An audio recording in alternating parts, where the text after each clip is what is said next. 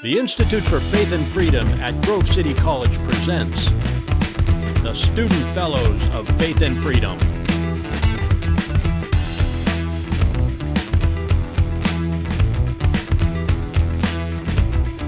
Hello everyone, welcome back to the Institute for Faith and Freedom's Meet the Fellows series. I'm Maya Lindberg, your host, and today we're interviewing Grace Riley. Hi Grace, how are you today? Hi Maya, thanks so much for having me. I'm doing well. Good. So tell us a little bit about yourself. Yeah, so I'm a junior communications major here at Grove City College, and I'm from the very blue state of Connecticut, now here at Grove City, which is a bit more conservative, but I'm really excited for the Institute and just everything I've been able to do as a student fellow. So right along with that, what drew you to the Institute? Yeah, what initially drew me to the Institute was the values that it holds, just the values of faith and freedom, seeing that there was an organization that prioritized sharing those values with the community. And I was just really excited, first of all, finding Grove City College and seeing the priority on conservatism and Christianity. And then from that, within the school, looking at the Institute for Faith and Freedom, I was really excited to see how I could, as a student, kind of market those ideas to other students, to the community, and just to alumni in general. Wow, that's so awesome. I love that. So what is a political or cultural issue that you're most concerned about or passionate about? Yeah, absolutely. I would say there's a lot of those. There's a lot going on right now that's really crazy.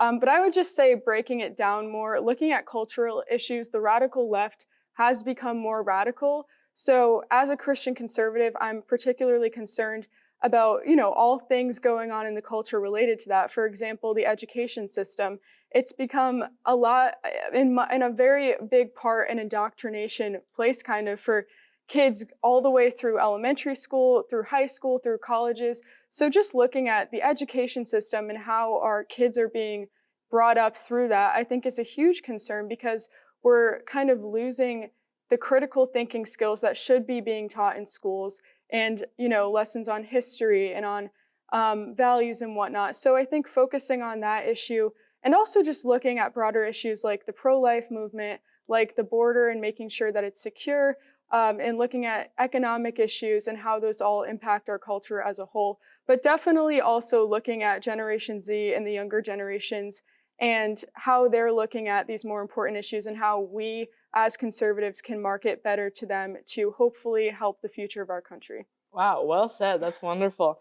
So what role do you play in this conservative movement in just living for the purpose of spreading these values? Yeah, I think it's really important as a conservative to stand for and live out those values just in everyday life. But myself, I try to share those values on social media. I made a social media page to talk about conservatism and those values and to discuss important events going on in our country and try to kind of market that towards people in my generation who aren't really hearing the conservative side. So that's largely what I do. And through that, I'm a Turning Point USA ambassador, and I'm the president here at Grove City for Young Women for America, which is a Christian conservative women's group. Wow, those are great ways to be involved. I know you have several other things that you do, but Grove City is very blessed to have you working in those ways. So in that, what are you working on currently as a fellow within the Institute?